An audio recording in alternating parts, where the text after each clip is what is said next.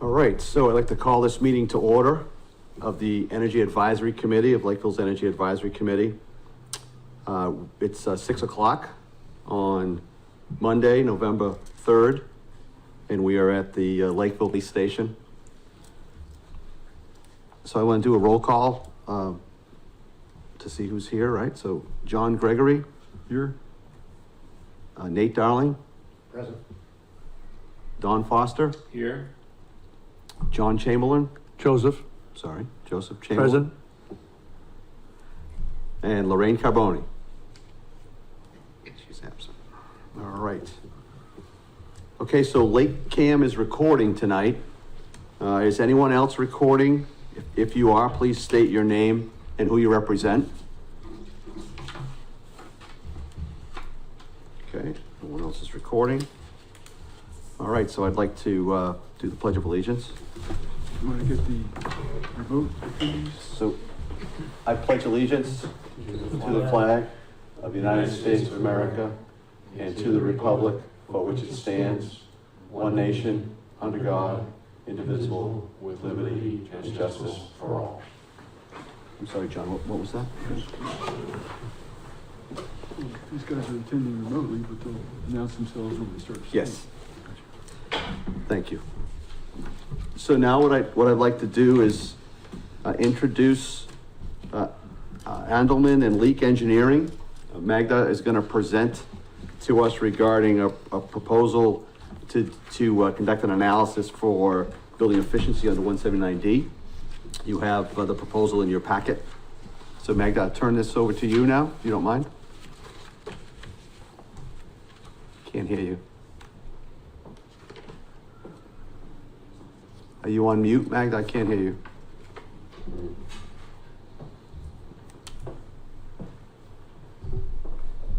Just give us a minute, Magda. We can't hear you here. Thank you. Try again? Try again. Nope, still can't hear you.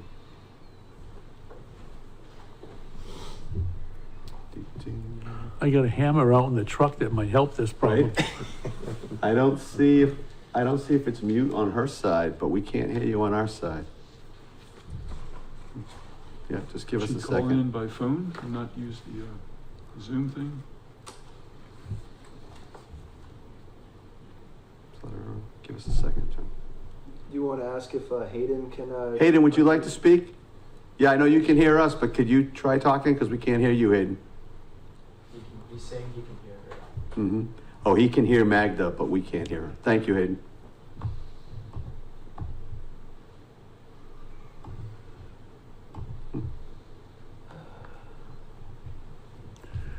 We are all just slaves to our electronic overlords. Right now we are.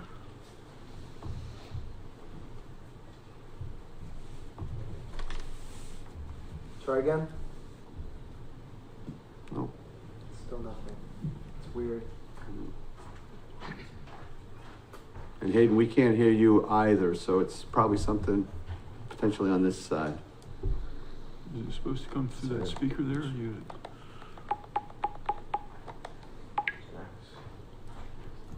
Yeah, we have the volume up. We have nothing muted. There you go. Did I just hear something? Can you hear me now? Yes. Okay. Excellent. Thank you. Excellent. Thank you. So, good evening, and thank you for the opportunity to speak to the group. We were asked to prepare a proposal for energy analysis for the new fire station, with the main focus being on the so-called 179D tax credit related analysis. But I just wanted to briefly describe the general maybe benefits of energy modeling that may be applicable to you. You can decide if that's the case. So one aspect is that if the project indeed were to apply for this tax credit, analysis has to be conducted. It's an energy simulation, hourly energy simulation of building use every hour of the year, predicting it given the building, this proposed current design. And that predicted energy use and energy cost is compared to a baseline reference building, which is prescribed by the tax credit program. So that's one aspect, and I understand. Again, we are very capable of conducting the energy analysis, the details of the tax breaks from the accountant point of view. I'm not the best source to talk to, but I understand they can be, if I understand it correctly, they are over $5 per square foot potentially, so of the building. So that's one aspect. The other aspect of the analysis, so as we evaluate the proposed design or the create a simulation of the energy use for the building as currently proposed, we would be able to also look at alternatives or sort of what-if scenarios. What if something is changed, hopefully relatively small, that could offer additional savings in the annual operating costs? So that's what the models, like the ones that we typically put together, are very useful for. Another aspect of the energy model that is, we've been finding it beneficial to our customers. We do a lot of this type analysis, especially in support of the incentive programs that will not directly apply to this project because the utility that I believe it's the Middleborough gas and electric, I believe, and they are a sort of not investor-owned utility, so they are governed by different rules, and they do not offer the same incentive as, let's say, Engrid and Eversource. But when we work with the customers served by Engrid and Eversource, when we conduct those analysis, we predict their expected energy use, right? And it's on hourly basis, but it's also on monthly and annual basis. And one aspect that these days the customers seem to find it more and more useful is that when you have that prediction and then you actually open the building and you start looking at your utility bills, and if they are tracking significantly differently than what was predicted, there is at least it can prompt one to think, well, maybe there is something, maybe the building is not as fine-tuned as it should be, and allows you to potentially save money by revisiting all the set points, temperature set points, certain schedules of use, and so forth, to make sure that it actually operates as it was intended and is not wasteful in its operation. So these are, we actually have been recently working with several, most recent, there was one fire station, another project, and they actually had that case that they were doing it themselves. They were using our annual energy, or we gave them, they requested that information monthly, so we gave them monthly energy consumption as was predicted, and they were comparing it to their own utility bills, and they very quickly found some discrepancies. They actually tried to correct certain things, so there was, they sort of started it doing on their own. We have another school that was actually using, when it went into operation, it was using significantly more than was expected. It was a school in a town that is served by Eversource. The utility rate is very high. It's all electric school. So they were losing lots of money, and we were able to actually, first of all, we were able to compare to the prediction and say, well, this building is using 70% more, especially in winter months. And in this particular case, we also were able to tell them what the main cause was, which was the schedules of use. Again, the school has a lot of off hours, and they were really not changing schedules. So, but that just gives you the example of how the information from the energy model can be utilized by the town. So I don't know if there are specific questions. I was going to just maybe back and just give a little context to folks as to why we're doing this. And so at the last meeting, we talked about the 179D program, which is it's a federal tax credit program that you can offer to a designer. And we agreed that we would go out and try to pursue somebody like Alderman Lalik Engineering to do that analysis. And the reason why we split it into two, so I reached out to the chairman of the building committee for the fire station, met with the design team and the architect, and it connected them with Magda so they can share drawings, so they can do the analysis. But we broke it into two parts. So one part is doing the analysis to see if our design meets the federal guidelines for the tax credit. And the other piece is then you apply for it. So we set it in two, so we could see first if we qualify for it, and then we'd have to look at a way to go and apply for it. And the other benefit of doing this is just to get two things: a comparison to the federal requirements, but also a projected power consumption, so we could budget for the facility, for the new fire station. And then of course when you build new buildings, you have what they call commissioning, where you bring up all the systems in the building. And if those systems operate as the engineering team expects, then we can see the consumption of power against the design, and it should equal what the engineering comes out. That would allow us to identify if there's some kind of an issue with a mechanical or an equipment, right, against the projected analysis. So just to back up that, and Magda just went through all the benefits. 5 different simulations, I believe, is what it is. 5 different alternatives, comparison to the federal guidelines, which are established. And if you're 25% better than the federal guidelines, then you get this credit that you can offer up. So I just wanted to give a little context there to the committee and to anyone else that's interested. So, do you have anything else you want to add before I offer for questions from the committee? The only other thing that I actually meant to mention and forgot. So for many projects that we are involved with, this simulation is also used in cases where project is thinking of future PV systems. Some go with it right away. Others are thinking for future potential application of the PV system for the building.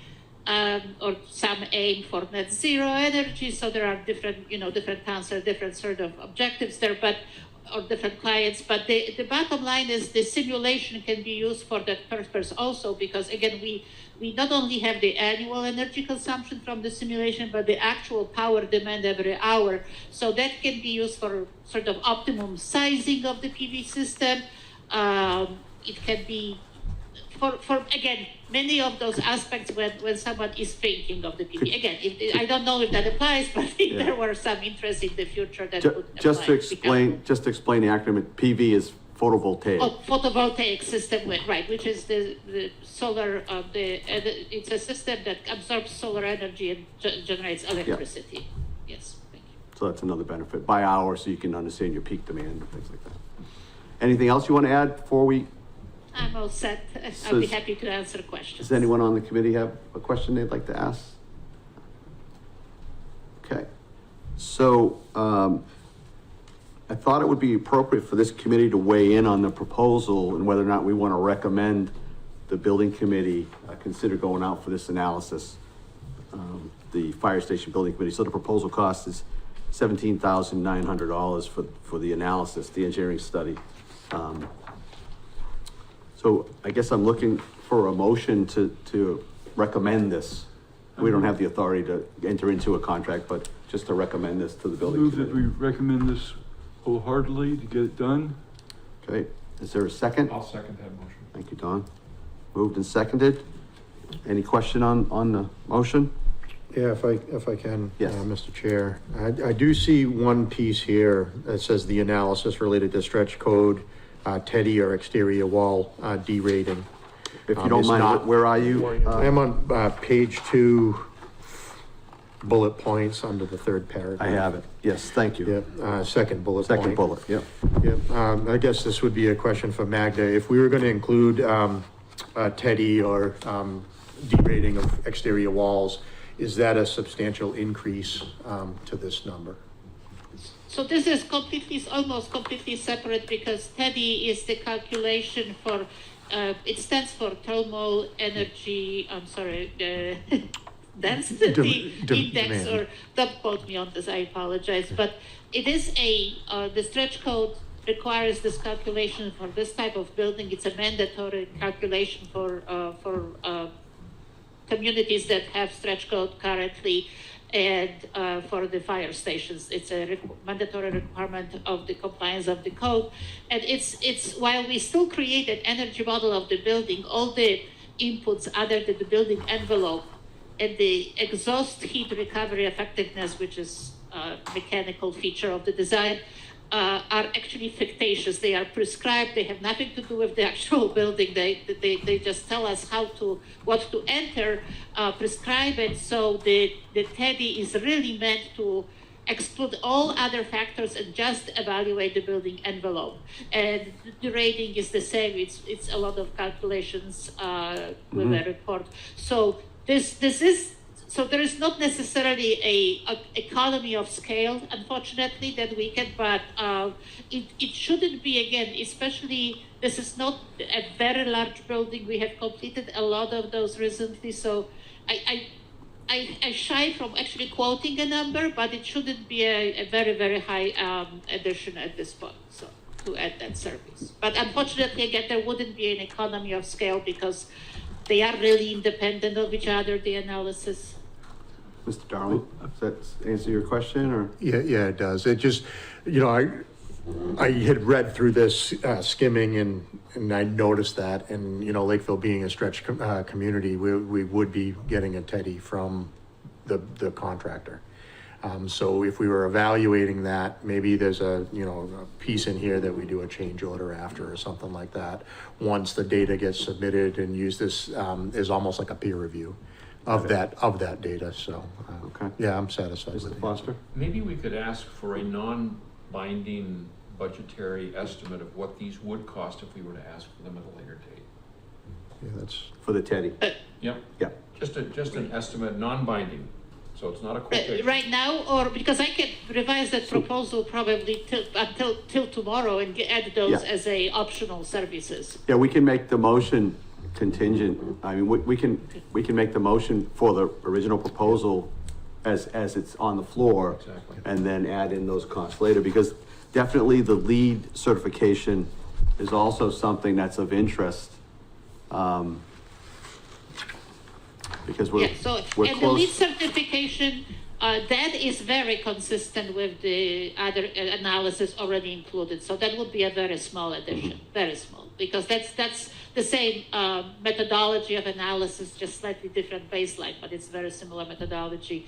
Unfortunately, TEDI and the rating of the walls is sort of a different bucket of analysis. But I will be more than happy to give them, to revise the proposal and give you options that you can, additional fees for each element. And since the committee has a motion and a second for the original fee to recommend that to the building committee, would it be appropriate for us to defer to the building committee if they want to do the two add options? I think we need to know how much first.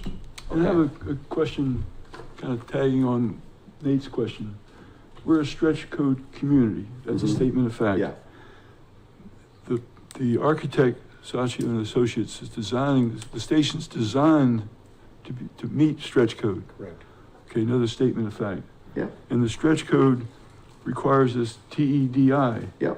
Okay, so it seems to me that the analysis should include TEDI. Well, what Mr. Darling had mentioned is it will be done. TEDI will be done by the design team, the original design team. He would consider this as a peer review, so we could have two. But So we already have the one, to your point. the design team won't do the energy analysis.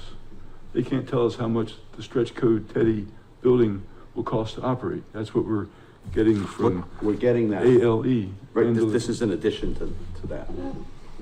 So let's just say, let's get the price adder for the analysis related to stretch code compliance with such as TEDI, and get that number and then present that to the building committee. Can I ask a question? Because I think the gentleman that was just speaking brought up a very good point. So I only mentioned that in the proposal that we can conduct TEDI as well as the rating if the design team didn't conduct them yet, or we're looking for a consultant to do it. We would be happy to work for them on it. It could be under the design umbrella. So that's the only reason I really brought it up.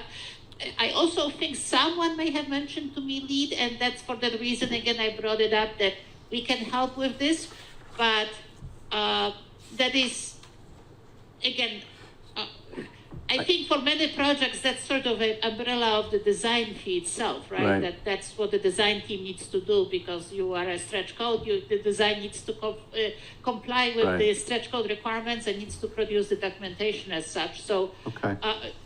again, I didn't mean to conflate anything in this. I was simply offering that, let's say, if the design team hasn't done those analysis and they are looking for a consultant to help them with this, we'll be more than happy to offer that. Yeah. But it is independent from the 179 calculations Correct. that we just discussed. Correct, but all due respect, you did constrain us by not providing a price.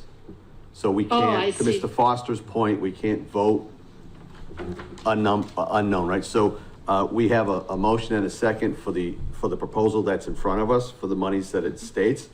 And then we can move out the other two items to, if they're requested or needed in the future. And it's something that potentially we could come back to talk. That way, we're all on the same page, literally. We've got this proposal, we have this fee, and the motion and the second is to recommend this without those two bullets to the building committee, at least for now. Is that a fair assessment of what we have? Okay. So, That's the way I see it. is that fine? So all in favor? I, Opposed?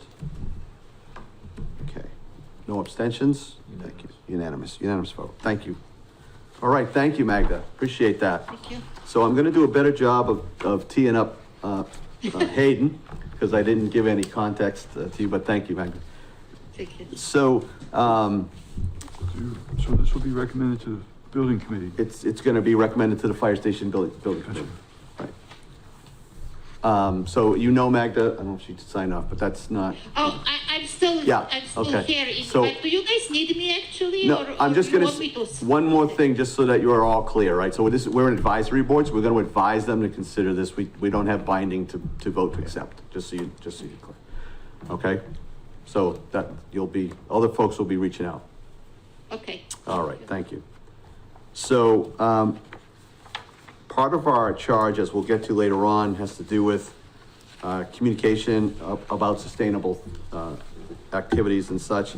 And Sustainable Middleborough, was recommended to bring to this committee. They're a nonprofit, funded through Mass CEC money. And they do a lot of work around sustainability, ways for people to get rebates and things like that. I don't want to steal Hayden's thunder, but, so I thought it was appropriate to bring them to this committee to see if we would consider recommending that, that we engage with them at some way. I don't have that yet because Hayden hasn't spoken, but, that's why they're on the agenda. So Hayden, gonna turn it over to you to present the Sustainable Middleborough.org and how you feel that we could collaborate with Middleborough, Sustainable Middleborough, how Lakeville could collaborate with you. Yeah, all right. Yeah, thank you, Mr. Chair, and the rest of the committee for having me tonight. I really appreciate the opportunity to not only share our story, but kind of introduce what will hopefully be a great partnership in the future. So a little context on our organization, as you have in front of you. It started as originally an adult education group for people who are concerned about their energy usage and the energy usage of Middleborough. And that ultimately evolved from that into a 501c3 organization. As you mentioned, Mr. Chair, founded by a 3-year Empower grant, as well as some other small micro grants and more recently community support as well.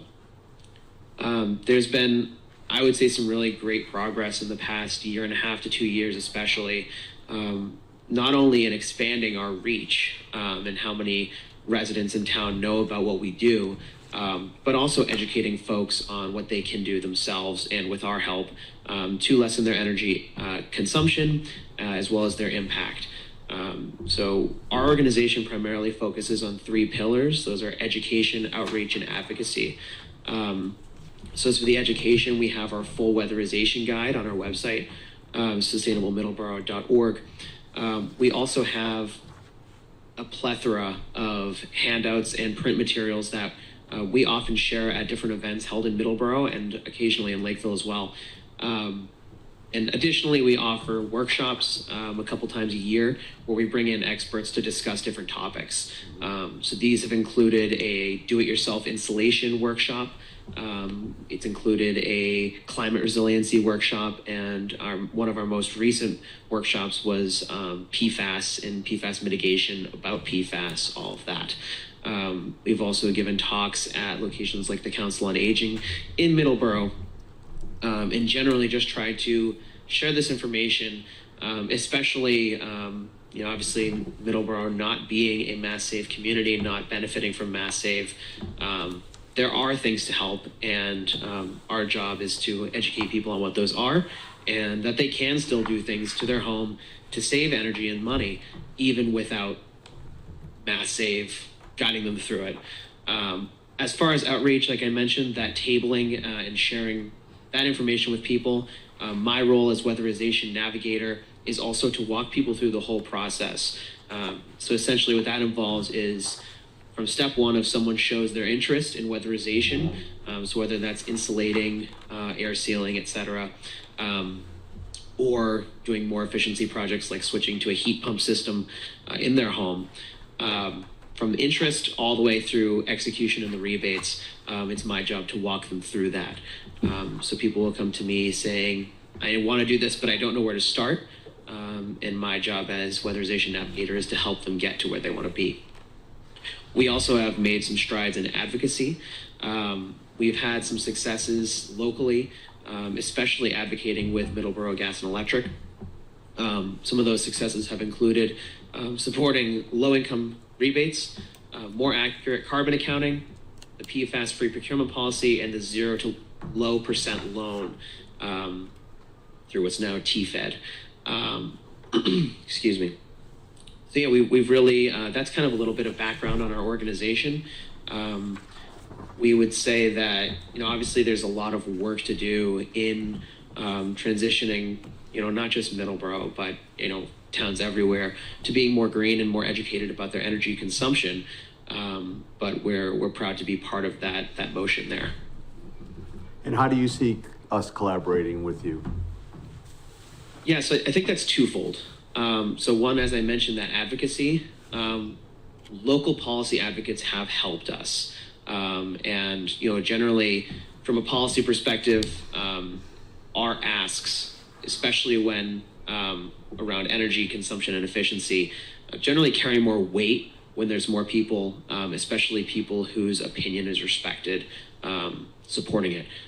So from a policy perspective, especially when, supporting things like a PFAS-free procurement policy, for example, we think it would be beneficial for us to align on those goals, and to potentially carry some more weight in those asks. Additionally, on that outreach and education side, we already have these great resources, right? We have the website, the weatherization guide, all of the print material. The workshops that we have are all recorded and viewable on our website. And one thing that's difficult for us is that, with the exception of myself, I'm half-time with the organization. With the exception of myself, everybody's a volunteer. So that's the leadership team, our board, as well as anybody who's helping us at events, tabling, etc. So the limiting factors there are obviously, people, which leads into time and bandwidth as well as funding. So one thing that, we think could work in expanding our reach into Lakeville is with the help of either this committee or people recommended by the select board or other people within Lakeville, utilizing the materials that we've already prepared and getting support within the town to share those materials in a wider way will ultimately lead more people to be educated about not only what their energy consumption is, but will encourage people to get whole home energy assessments and potentially take some steps towards lowering their energy consumption as well. I noticed, I went onto the Middleborough website, and I didn't notice your link there. Is there a reason for that you could share, or is it just not there because it's not there? Yeah, to my knowledge, it just isn't on there. I guess they didn't have a good place, a good need to put it there. I think another reason that it could be there, and obviously this is, I'll provide the disclaimer. This is speculative. The town works very closely with Middleborough Gas and Electric, and it would be my guess that they would prefer that messaging about efficiency comes from them when spoken from the town. I will add, however, that we've gotten support from Middleborough as sending out a letter to the Middleborough Environmental Justice Block from the town manager's office. And we found that was helpful in getting people to respond and reach out and request assistance. But to answer your question, that is something that we can pursue more. Open it up to, any other things you want to add before we open it up to the committee for questions? Nothing from me. Anybody have any questions? Okay. Okay. I did notice the Middleborough Gas and Electric on the Middleborough site, and it's not on ours, I believe. I don't think we have a link to Middleborough Gas and Electric on our site. I don't think so either. A question for you, Phil. What was your thinking about to get Hayden here, get Sustainable Middleborough here before this committee? Just to see what the thinking was on how, so part of our charge is communication of opportunities, right, as we'll get into. So just wanted to see what their offering was. I actually came across the group in the Lakeville Fair is where I came, right?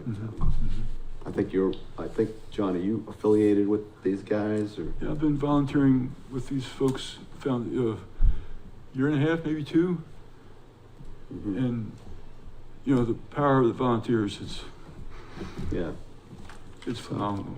And I reached out to the art festival to get space at the recent October art fair.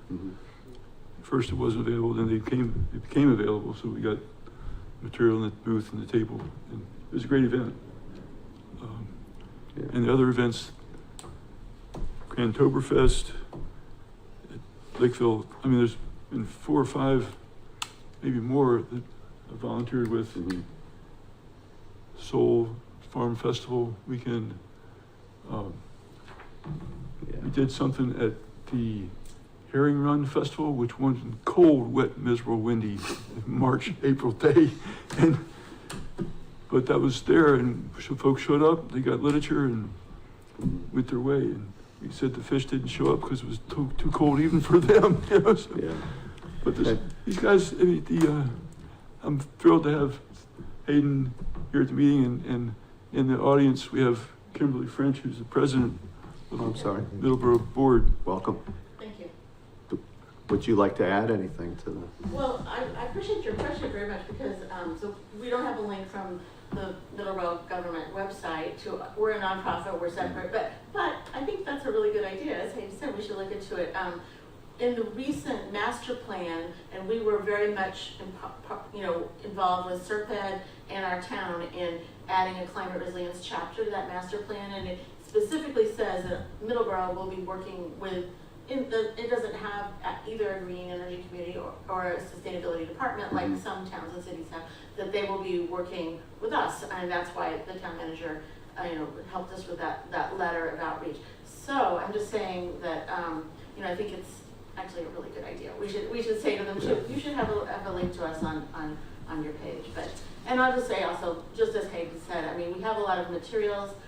I didn't think to bring them in here, but I'll, before I leave, I'll bring you a few print materials you can have. We have some. Just happened to have some here. So I was just curious from a government to nonprofit relationship, and so that's why I was asking. And when I looked at how you were funded, you're funded through Mass CEC, which is a state grant. Which is kind of quasi-public-private. So it's So just want to make sure that we don't recommend anything to the Lakeville Select Board to do that would infringe on any of the communications or solicitations on public, those kinds of things, right? So want to make sure we cover that before we go off and recommend it. So I thought it would be great to have you guys present.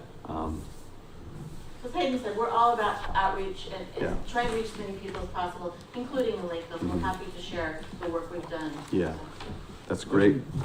Offer a data point is that through working with these guys, I've asked Middleborough Gas and Electric, the first step is a home energy audit, not through Mass Aid, but through Energy New England, through the Middleborough Gas and Electric. So ask for statistics over the length of time of the program, how many audits have been done in Middleborough and also in Lakeville. So we got that detail, and I forwarded it to this committee recently with the number of housing units in the production plan of about 4,624 or something like that. Yeah.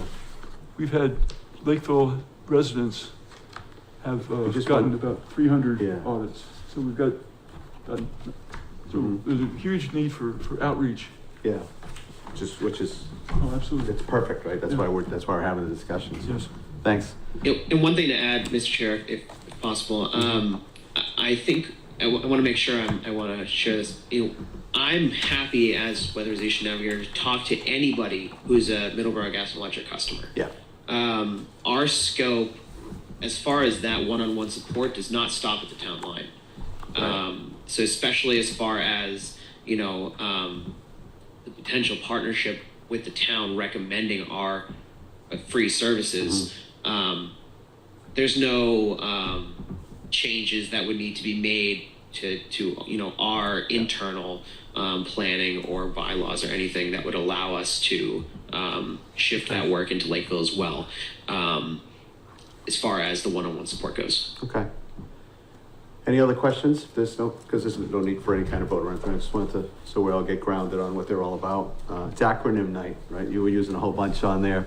So there's a few acronyms I didn't understand, but that's okay. All right, thank you. If there are no other questions for Hayden, then thank you for coming tonight and presenting.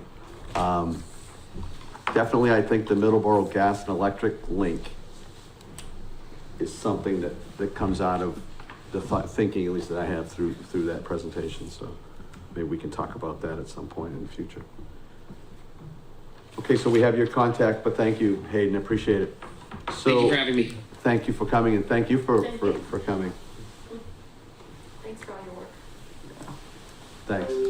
So we'll get on to our agenda here. So we have in your packet the minutes from September 29th.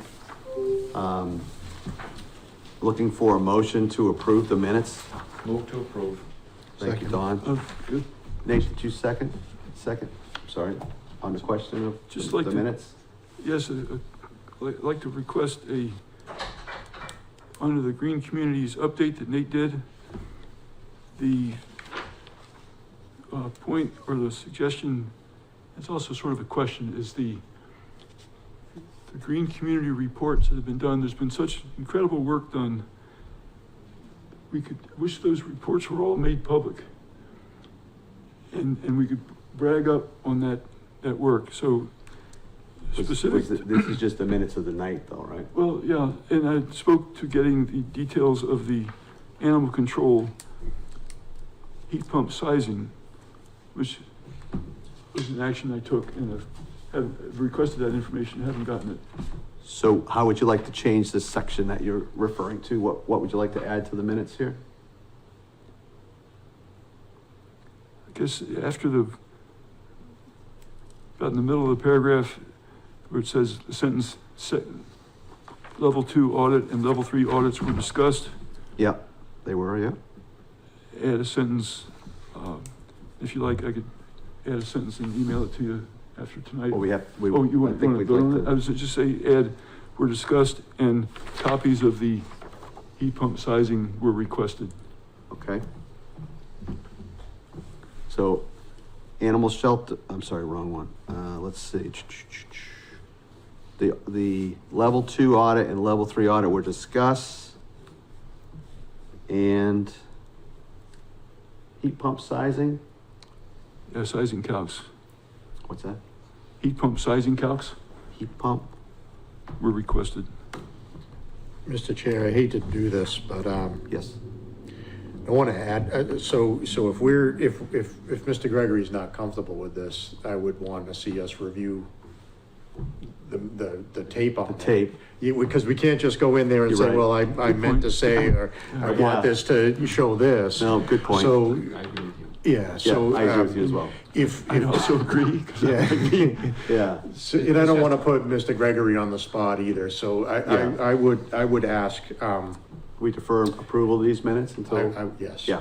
And have Mr. Gregory, refer to the videotape when he said what he said to reflect that.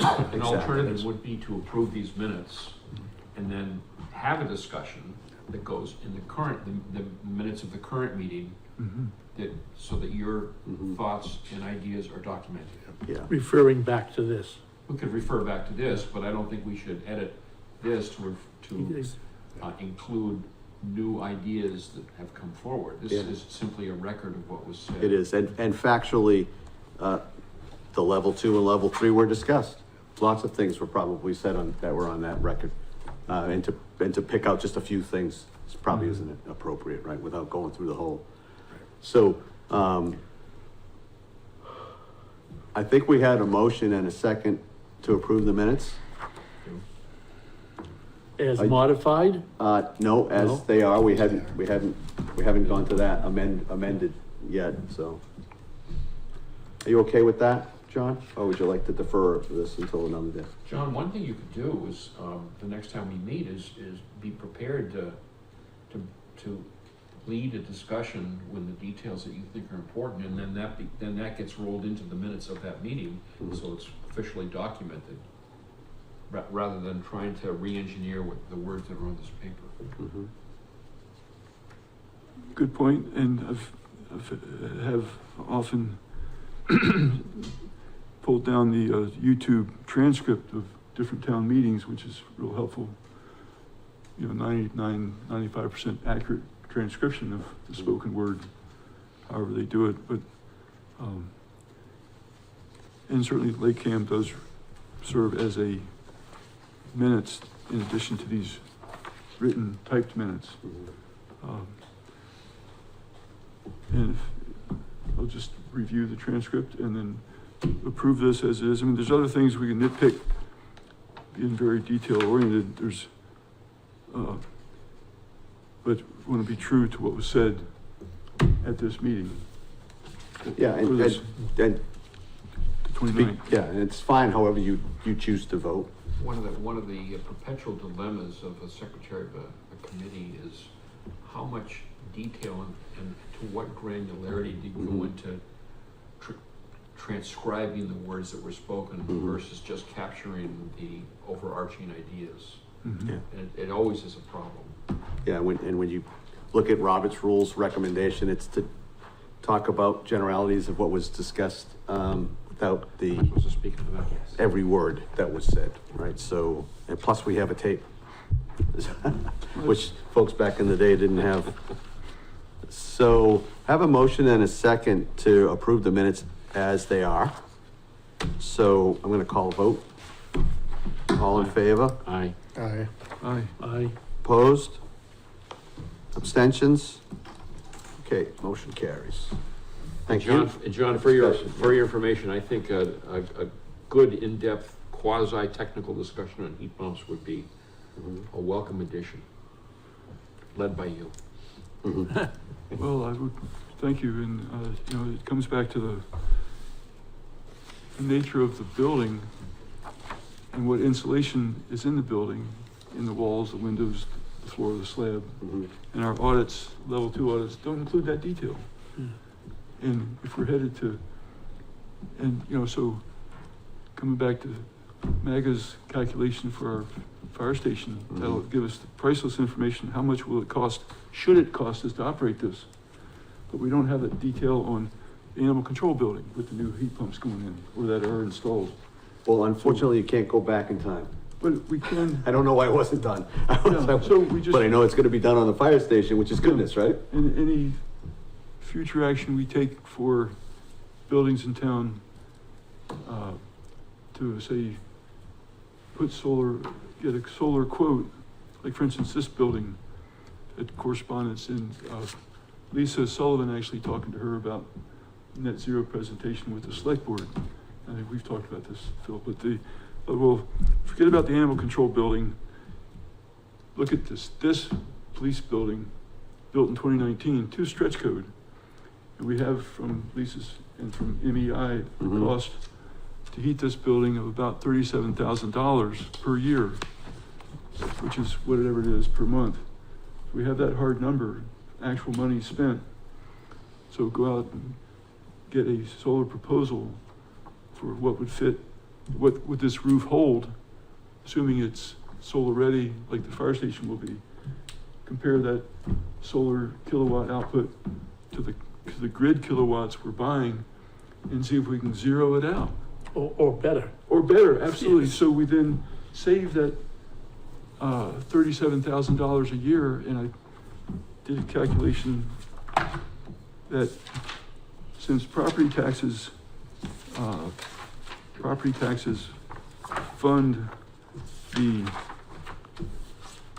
town, when you save the money, I have it in here in my notebook somewhere.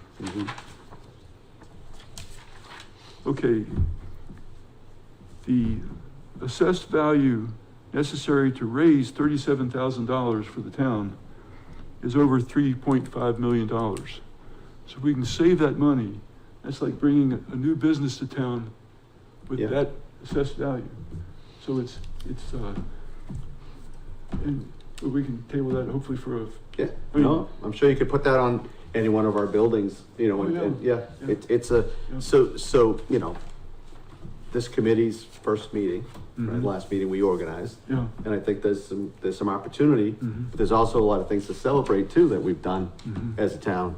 And I think we'll do both, right? We'll continue to look for opportunities and continue to celebrate the progress, so. Kind of a nice segue into what I wanted to do at the meeting was read the charge of the committee, just so we can all kind of get grounded on that as a committee. So in your packet, the next item is to go over the committee's charge by the select board.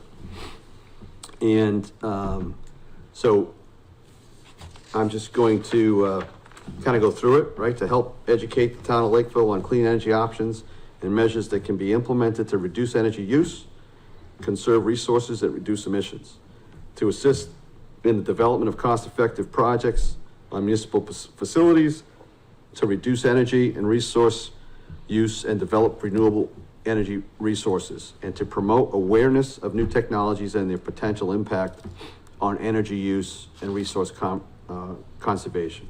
So that's the mission of our committee, and I think we're all wholeheartedly committed to that. I mean, that's kind of what inspired me to be part of the committee. And then you go on to the membership, and you know, it's the six of us. Lorraine is not here. And then you go on to the tasks, right? So there's 6 tasks for the committee. One is to serve as an information resource for town residents. We just finished talking to Sustainable Middleborough, and there's some good discussion on there. But town residents, business owners, and municipal employees on the benefits of energy and resource conservation, increased constituents' awareness of resource conservation methods, energy efficiency programs, utility rebates, and state, federal programs to promote energy efficiency, utilize web technologies as appropriate. So I see that as a future agenda item, because there's a lot of meat in that first bullet that we can talk about how best to do that part of our charge. Review and interpret files on and data files on the energy consumption in town buildings and vehicles to develop baseline energy data, current consumption levels, and assist in projection of energy and resource budgets / demands. Provide advice to the select board on the development of policies and budget items that could contribute to reduced energy and resource use. We're probably into that right now at the fire station. That's probably why that's up front, you know, and we have our reporting you'll see later on. So that's goodness there.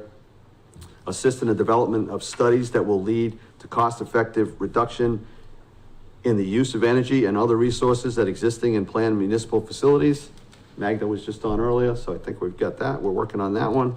Investigate and identify funding sources that may support the implementation of energy efficiency, renewable energy development, and reduction of resource utilization projects.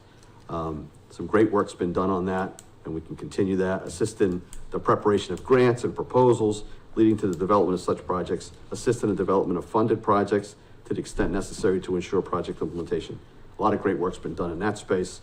Recommend changes to municipal codes, bylaws, and policies as appropriate to reduce energy use, conserve resources, and reduce emissions within the town of Lakeville. Our stretch code covers a lot of that. Solicit and analyze suggestions from citizens and other community constituents on energy savings, energy efficiency, renewable energy development, and resource utilization. Publicize results on the town website.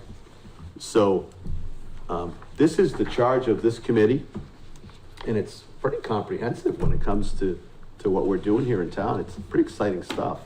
I wanted to go through it with everybody so that we're all grounded on that's kind of what the select board has asked us to do. And I could probably say, just in my, short time as being a part of this committee and re-engaging awareness, that 2 through 5 are being done extremely well. And there's some opportunities in 1 and 6 that we can devote to future meetings, because obviously it's not on tonight's agenda, but it's good stuff, right? So maybe just open up for thoughts on the charge. I think it's vague, and you're saying there's results. Well, then give me a list for each task of what's been done. Because for instance, the number of energy audits. I mean, from what I've seen since moving to town in 2013, I missed the push to get green communities approved. Jim Kinney, I think, led that. That was granted in 2012. I found that out just by finding the website specific to green communities and some of the documents on it. So, and I'm happy to work with anyone on the committee to make up this list. I mean, I'm eager to, so right now I'm skeptical of, we got all this vague stuff, and as a technical writer, some of the wording is not clear. One of the things I think we should do is let's just make a list and then work from there. Like, for instance, talking about soliciting, take an approach with you chairman specifically. If when new suggestions, new topics for meetings come forth, compile a list of those topics, distribute it amongst us, and also on our website for the citizens to see that list. That way, then make them aware that that's the list, and let them know how they would send in an idea for future topic. Right? That way, you're starting to get folks. Yeah, this is great. I want to participate in this stuff. Right. Right. And that way now, we see. Well, because I'm thinking, well, golly, there's so much. We could have a meeting tomorrow, and we'd have a ton of stuff to do. We wouldn't cover it all. Right. So why wait a month? Like I said before the meeting, we're spending $46,000 a year in fiscal year 25 as a town, ignoring the fire station because that's not built yet. That's $1,400 a day. Since I presented to the select board about net zero and the cost then, and the time to now, we spent about $250,000 as a town. Okay. So let's cut that back and take some action. So show me what we've done and let's do more. Okay. I think we've got your point. Gotcha. Thank you. So thank you, Mr. Gregory. Mr. Foster, you had something you wanted to weigh in? We have 6 nibbles at 6 nibbles. 6 nibbles at what we have to do. And a large part of this is informing the public. Now, I think it's good to put everything on the website, but frankly, I don't go to the town website for casual reading. I go to find information, to look at the calendar, to read the minutes, to see what was on the agenda or something specific, but I don't casually tiptoe through the website.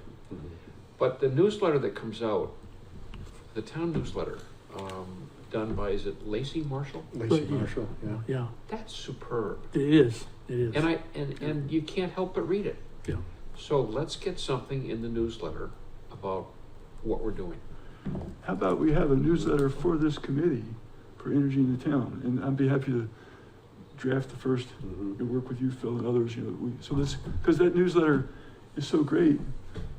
I mean, if that, Well, I think that this is all Each of these, good stuff, right? Each But of- we'd have to get into it in detail and put it on the agenda to discuss, so oh folks yeah, would know, well, take a lot of, Yeah, yeah. take some brain surgery here. Yeah. But each of these 6 items can be isolated from the others, focused on, and a 2 or 3 paragraph article could be, a piece could be written just for general consumption by Mm-hmm. Lakeville residents, taxpayers. At least those who get the newsletter have on the email list.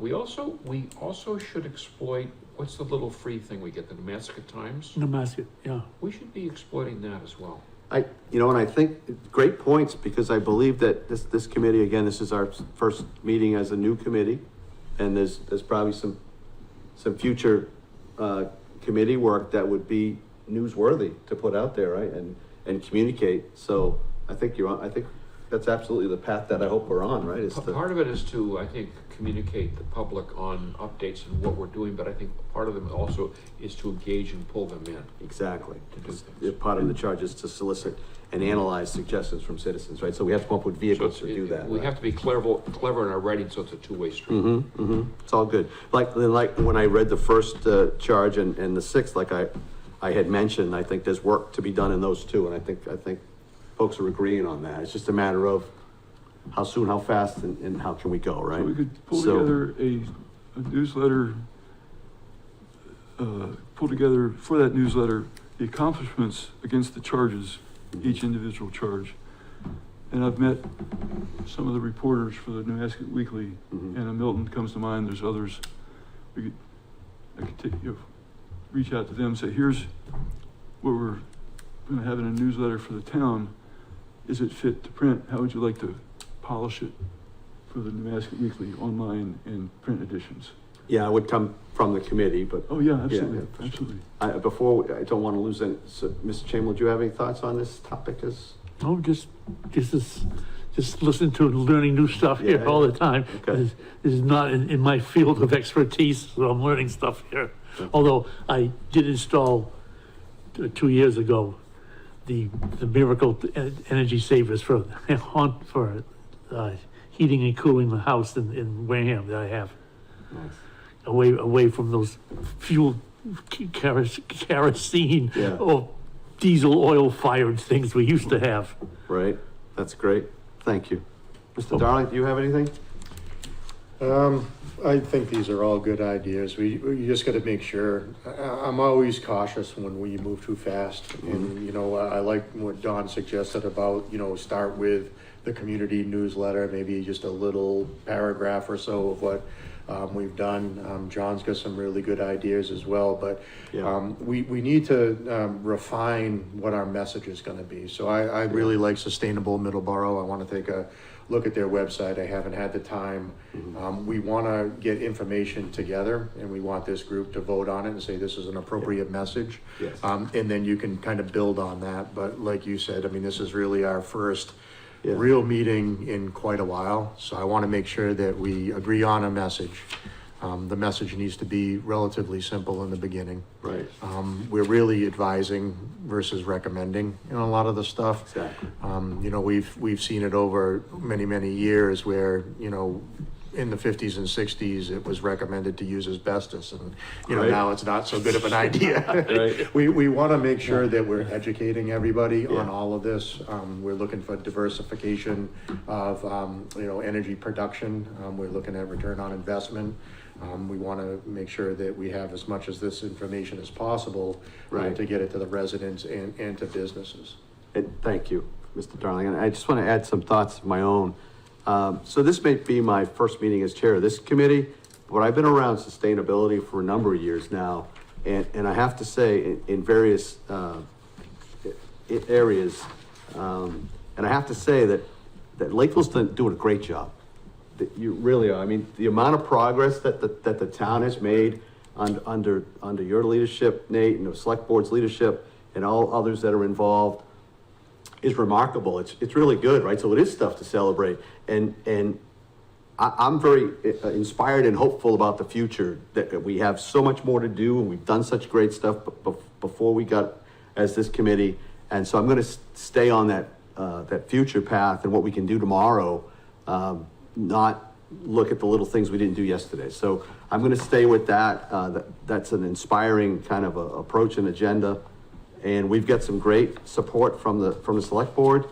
And you'll see in the next item on the agenda is our review of how we've done, which is outstanding, and all good stuff. So we do have everyone always is looking for other things to do and ways to improve. And I'm really excited by this committee's approach towards that. So, but yeah, it seems like, number 1 and 6 is maybe we can put some meat in there, and then we've got the other ones, we have to obviously sustain them. So, I wanted it's great discussion. Unless is there any other discussion on the charge? I think that was some great stuff. Thanks everybody for your input.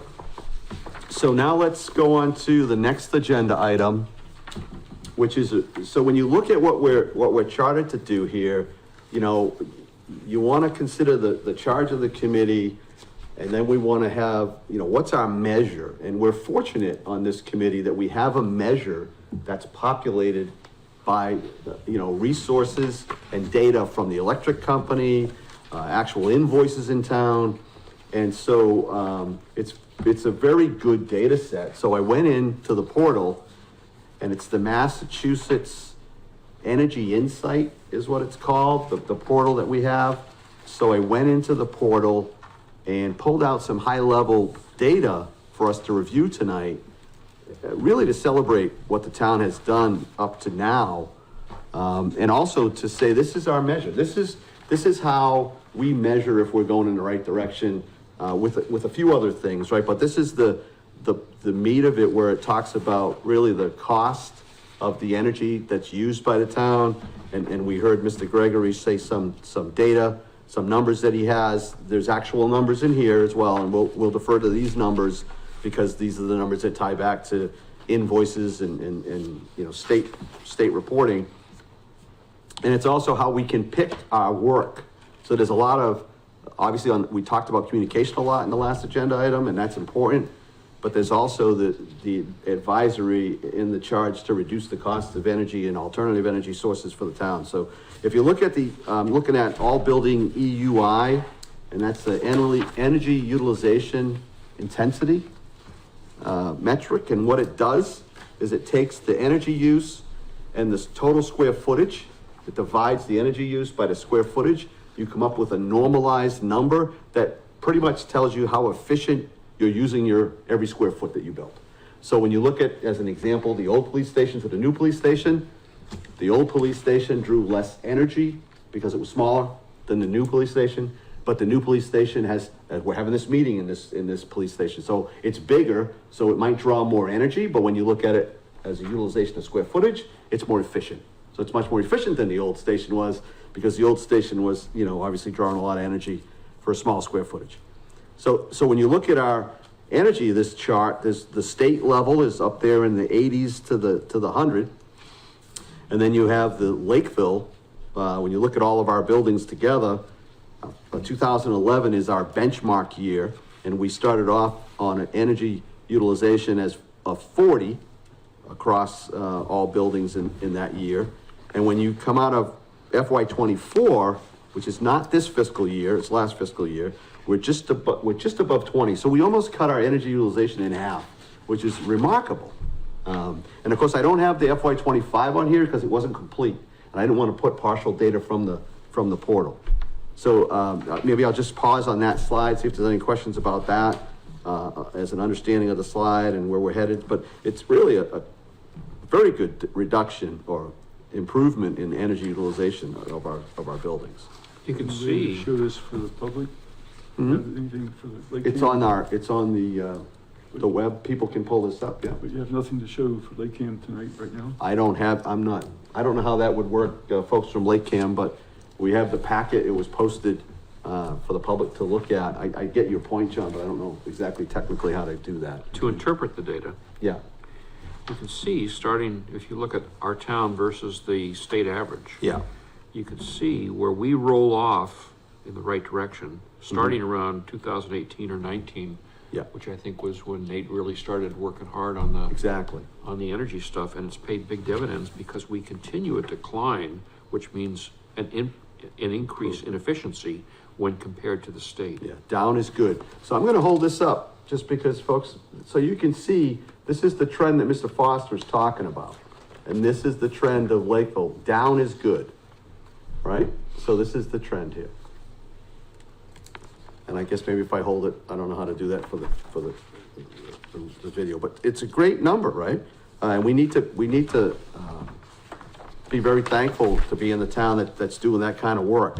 And so now I'm gonna look at, the slide that I'm looking at now is the annual energy used by fuel type, which is this one here. And again, low is good, right? So what you can see in this particular graph, to your, Mr. Foster, to your point from the other graph, 2018, right? Because it all tracks.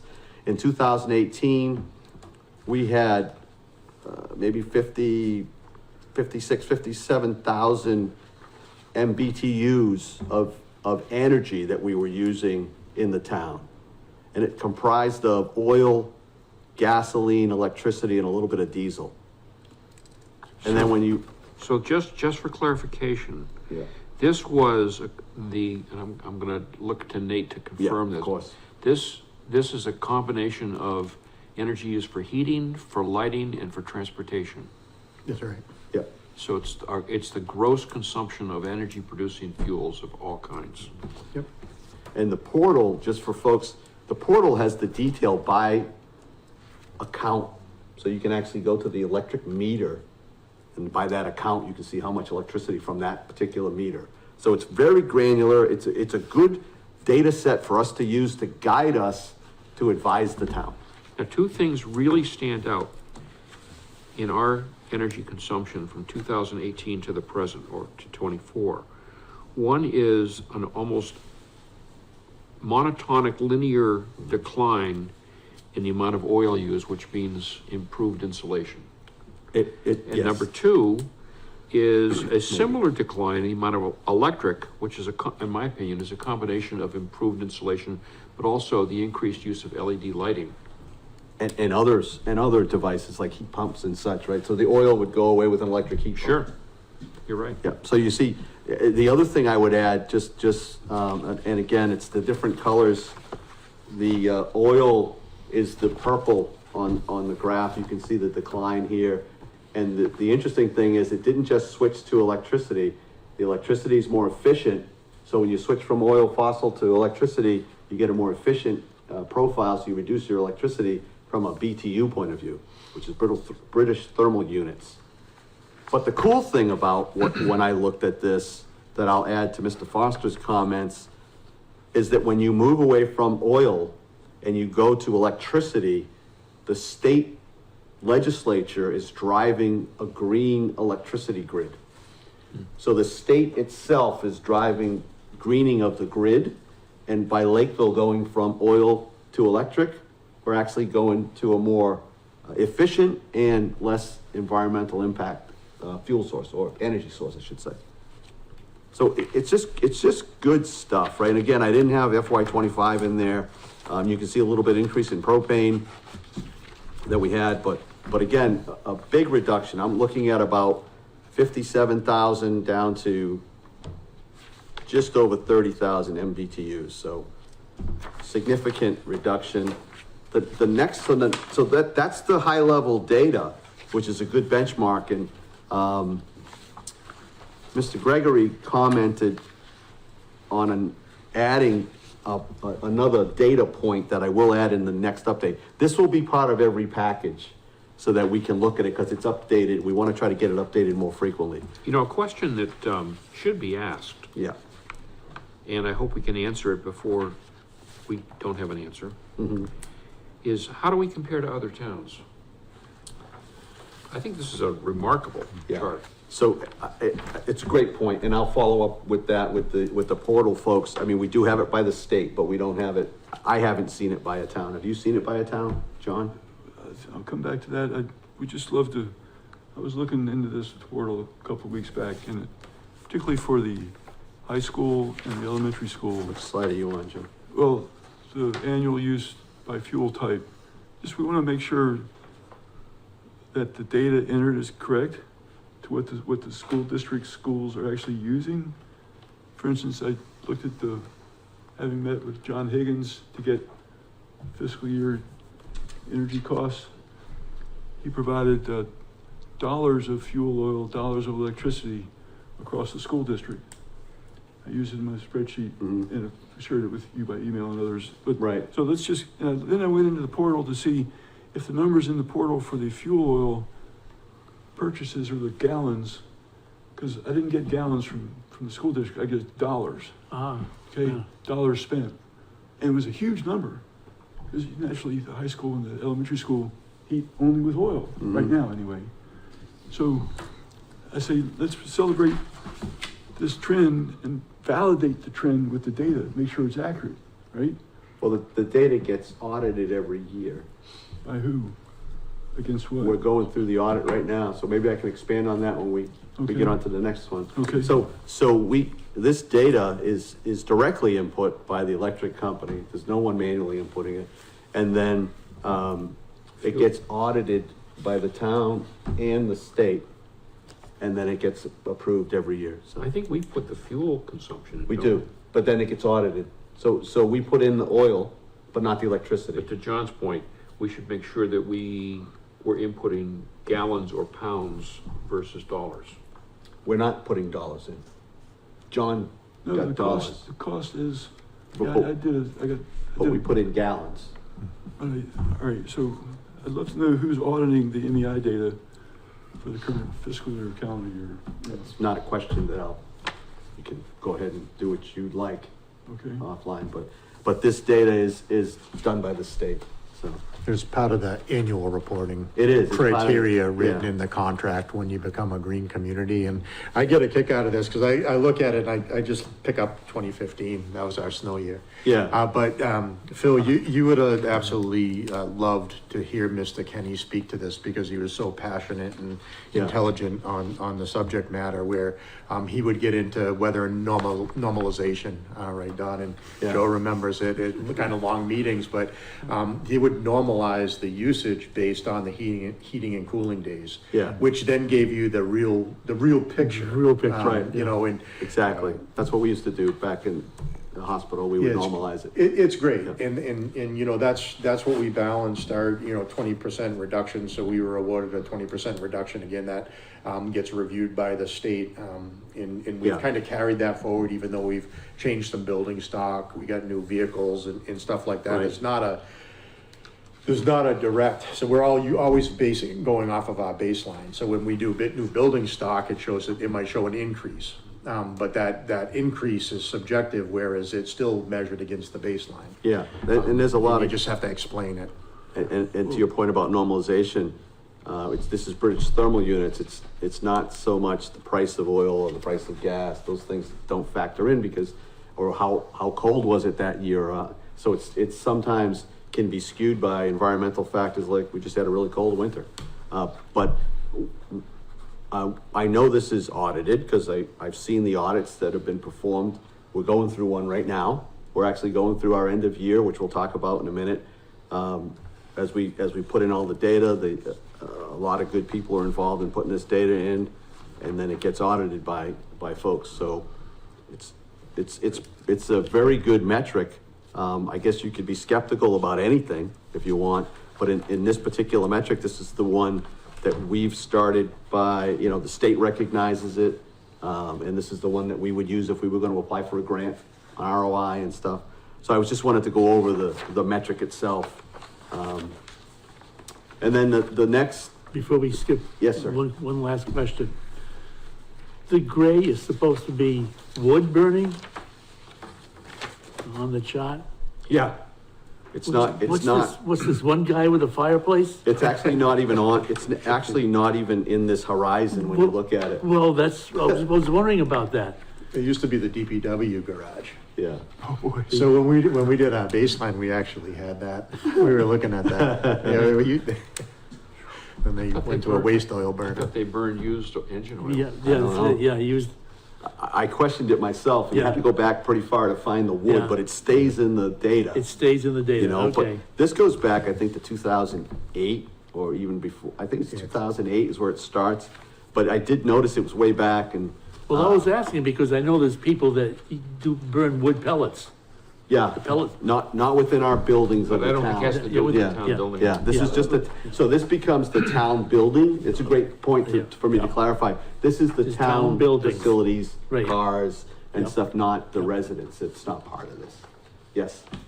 Go with the animal usage, or the next slide. Do you have I've been wanting to see a list of by building, each town building, what energy conservation measures have been performed on that building. Right. You know, because I'd love to make a table and see where the gaps are. Where have we done Wi-Fi thermostats and where have we not? So, Yeah. and like, that way we'd see where there might be a building Right. that hasn't been treated with a measure that's worked Mhm. elsewhere. Yeah. Right? You can, the thing, and that's a great point, but unless the committee disagrees, I think we should follow this data to identify the next big opportunity, and it's a good segue to this slide, right? So this slide here, which is buildings with 200 square feet or more, and how is their energy utilization intensity? And it's, animal shelter is the top, right? So the animal shelter had the highest energy use per square foot.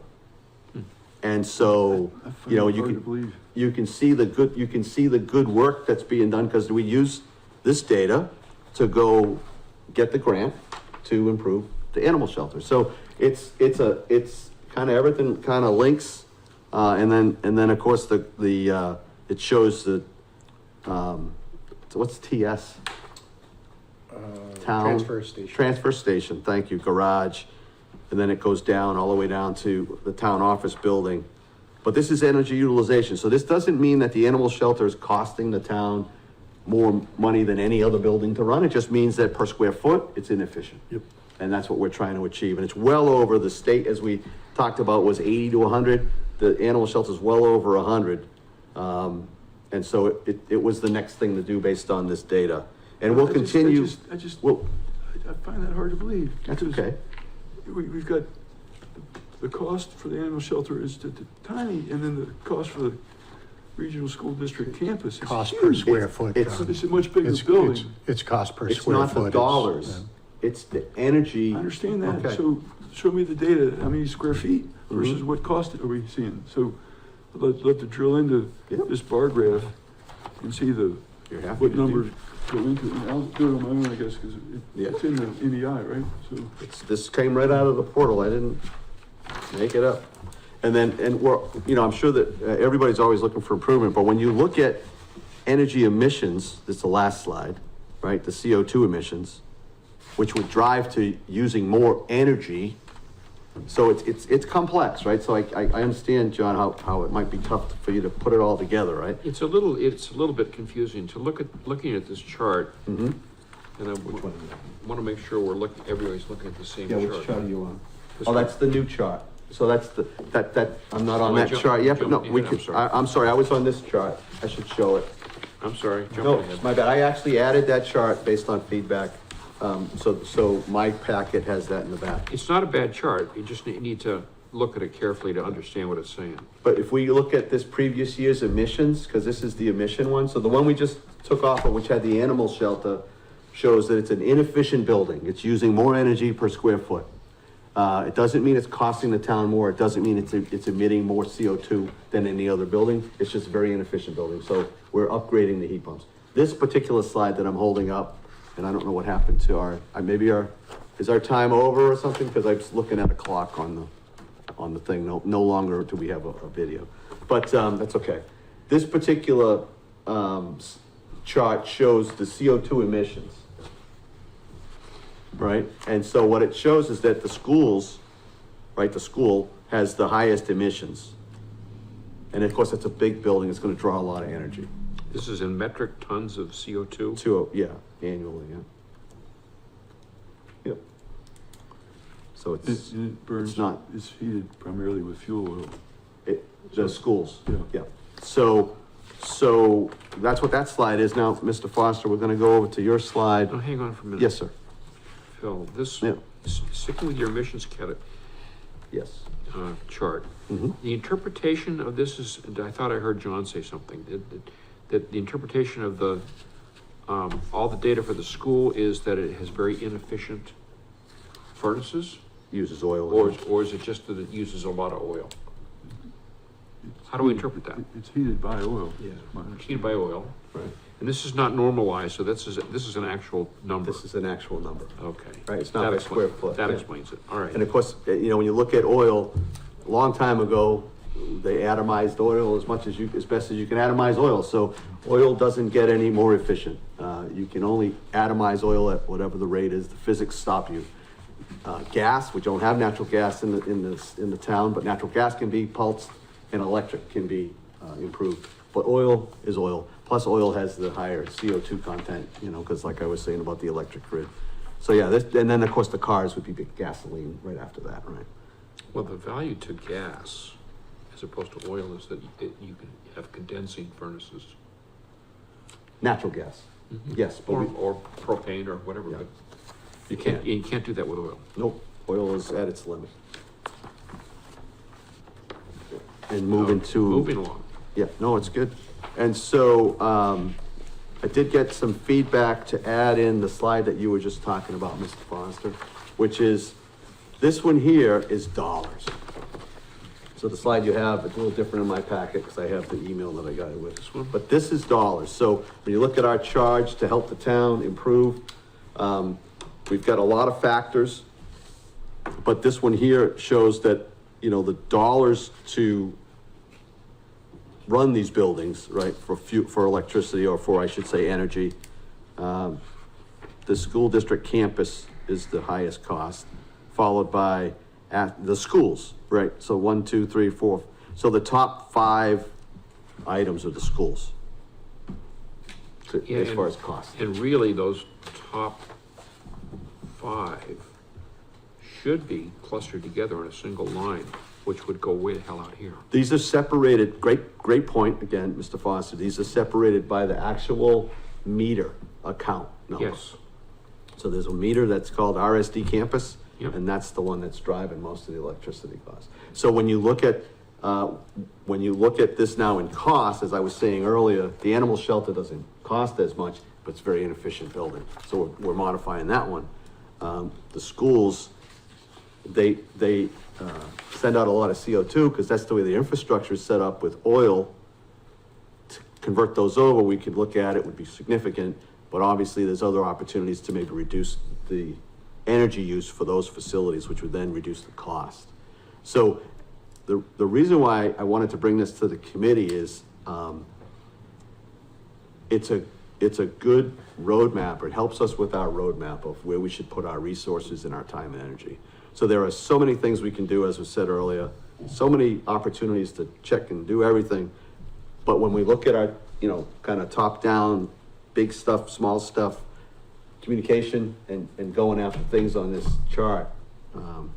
We spend a lot of money on electricity for the regional school system. Yes. Look at that, it's Mhm. amazing. Yep.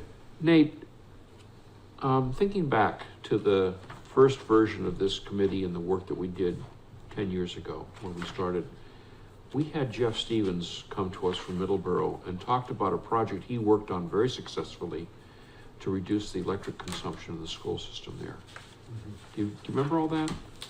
It had to do with turning computers off and changing monitors and changing light systems and putting time thermostats in each room and just a whole wide array of things.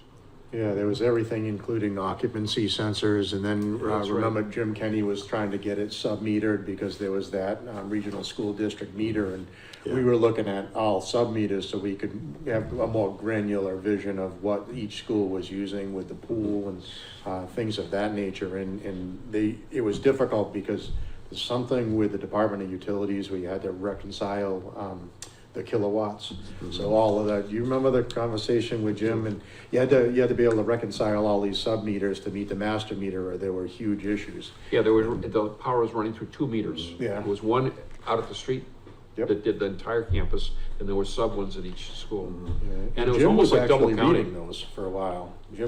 Jim had a great relationship with the schools, and he had those unbelievable Excel spreadsheets. I can get you some. Multicolor. They're really all different Yeah. colors, and each Yeah. one of them showed the cost per square foot in the delta via the initial year, which I think was 2010, Yep. and then the previous year. So you saw it back to baseline, and then you saw it the previous year, and then he'd always add a blurb as to, defining factors. And I always think of like the Loon Pond Lodge, right? That wasn't utilized, and then we ended up leasing it.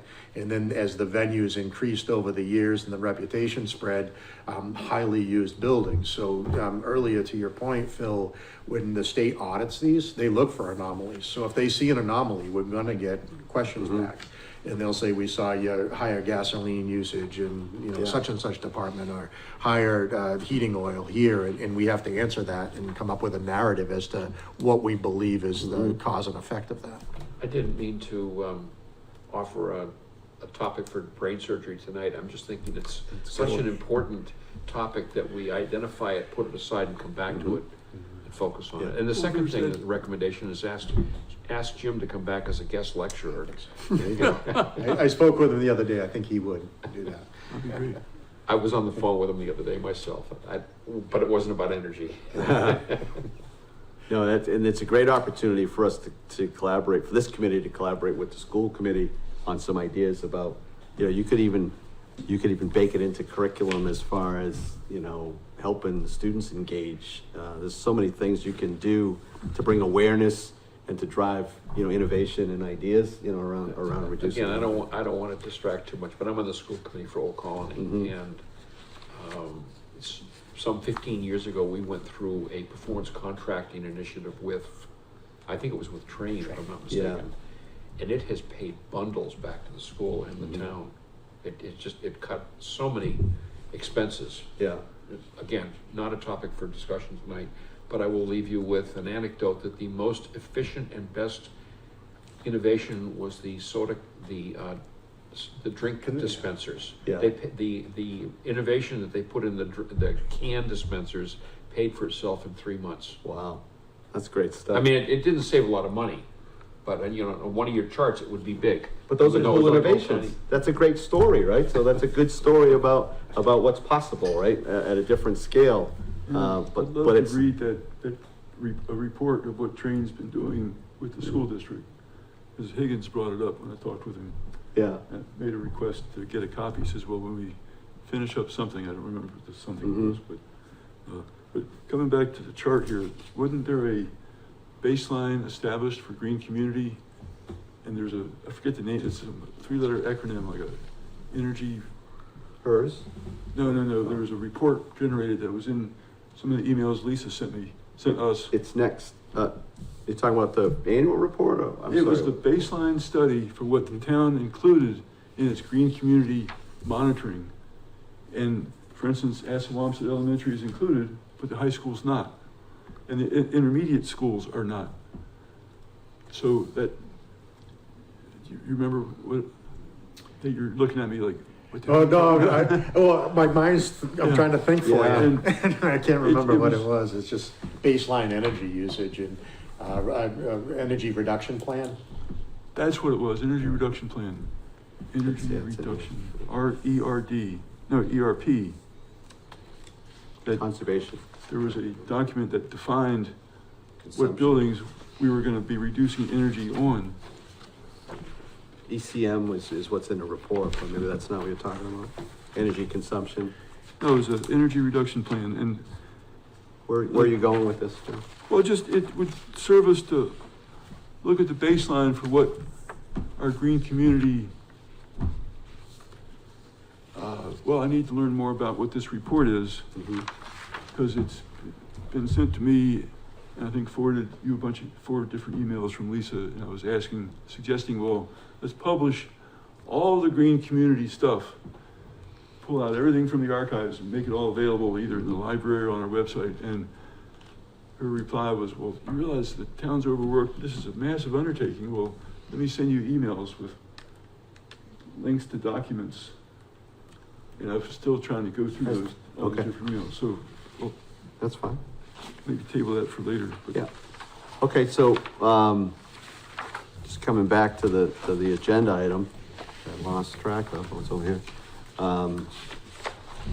Just that last slide ties to actual dollars, right? So, again, it's opportunities for us to engage. If they've already done some work with mechanical equipment like train, that's, improvements we'll see, but, there's also probably some other opportunities because of the amount of, spend is tied to it. I'm sure the school would rather reduce the cost on that as well as the town, so it's just good opportunity for us to collaborate with them. Old Colony, are they building a new school? No. Well, we hope you're gonna vote yes. Okay, so that school, the new Old Colony School is for another day, but that's the whole thing is around sustainability. So I saw them at the Lakeville, I would have. Bob Marshall. I hadn't seen Bob Marshall in years and I saw him at the, Yeah, he and I are. so, okay. Again, that was just to let us know that that's our measure. That's the way the baseline was set. That's the way the state recognizes the green community work. And that's, how we would approach our reduction opportunities. And then, the last one is the report. So this report was due on November 7th. And I'm happy to say that as of this morning, that's why this just came out, literally, it just was finished this morning. You can see, it was just finished. And I believe that all of the elements of the report exist as required. And the only thing left to do is to finalize some of the data in the portal, but most of the data in the portal's there. And this report speaks to all the good, I'm not gonna read the whole report, but it speaks to all the elements of our green community kind of commitment, right? This is our annual report for fiscal year 25. And this is the report that Serpent helps us put together. We have an advisor from the green communities that helps, a lot of great people in the town, Nate, Emily, and Colleen, and there's a bunch of great people that help put this thing together, and Andrew and others. And this is gonna be our filing. I think, I wanna ask the committee's opinion, but I would think that this committee should move to send this up to Andrew to look at. So Andrew, our town manager, has to sign off on this after review. This report, the annual report here, yeah, that's in your packet. And so we've had a lot of folks kind of have input in this and feel it's ready to go to him. I didn't know it was due on the 7th, which kind of changed some of the things that I would have put on the agenda because we had to get through some baseline stuff. But I'm happy to say that it's ready to be submitted. And then Andrew would sign on this if we recommend it. Would you like a motion? I would like a motion to recommend to the town manager. I move that we recommend that the town manager read and hopefully approve this as presented. Second. Second motion moved and seconded. Any question on the motion? Okay, all in favor? Aye. All right. Opposed? Abstentions? Motion carries. Thank you.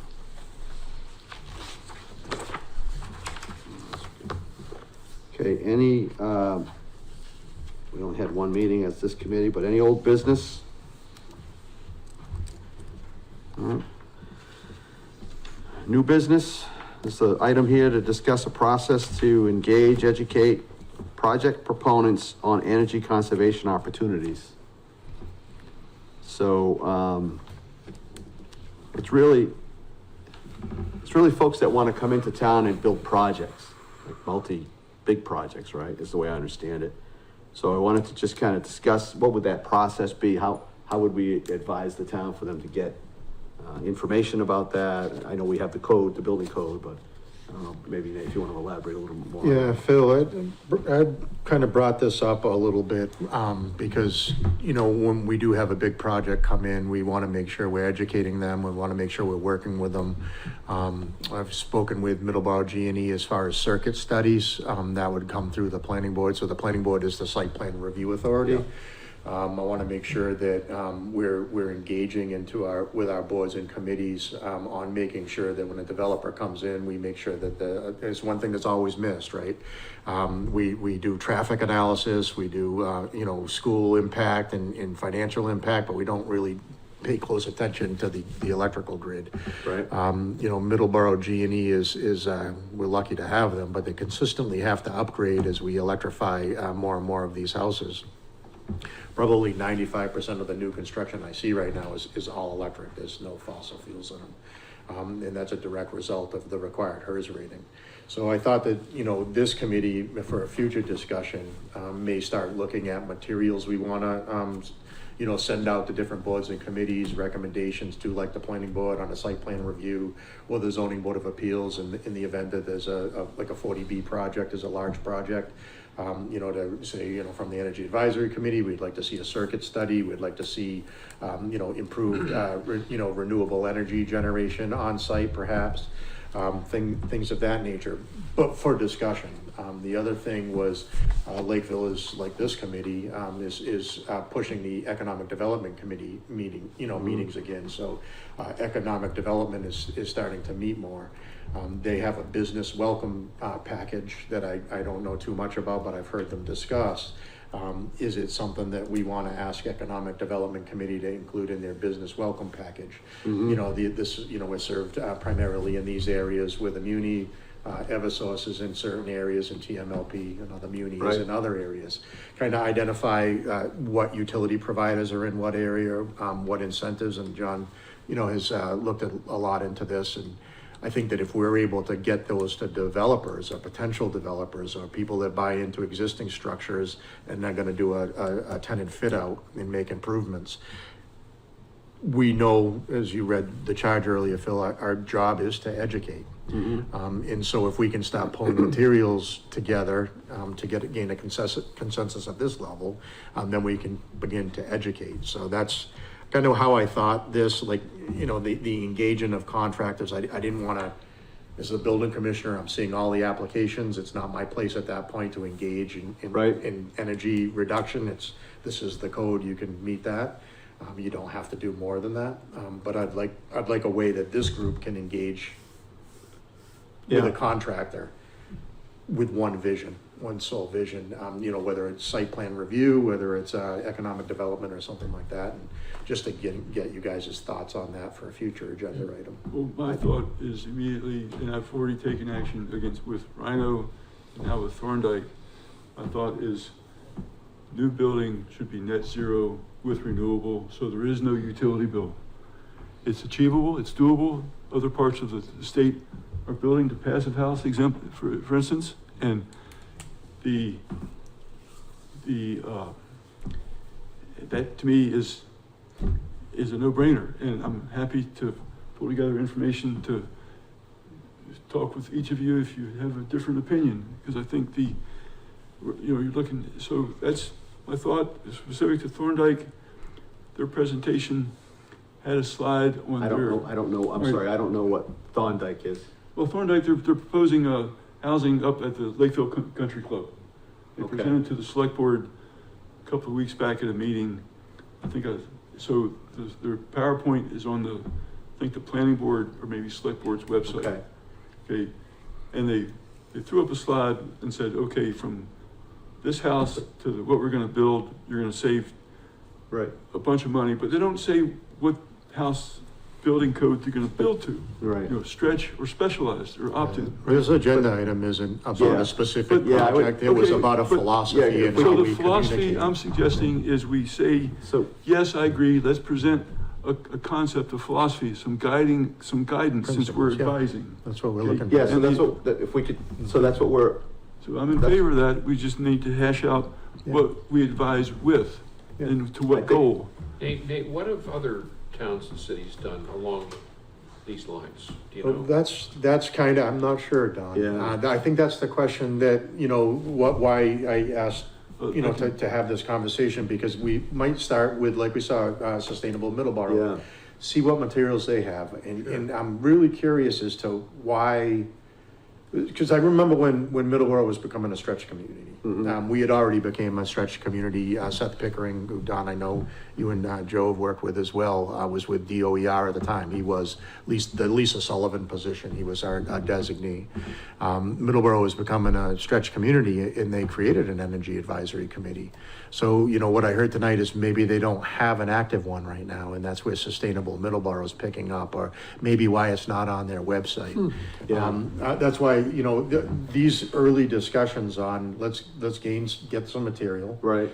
pull it together, have this group discuss them if we can on an agenda item, and say, okay, this makes sense or this doesn't make sense, or when we were and I don't want to jump all over the place, but zoning advisory committee we had established in Lakeville for a while. We mainly looked at the bylaws and tried to poke holes in them. And I don't want to say poke holes in energy efficiencies and the spirit of reduction of carbon footprint, but we have to understand that return on investment. We can't lose sight on it. A lot of times I hear, if we do X, we're just going to save a boatload of money. That X comes from a capital investment in most cases, or a borrowing.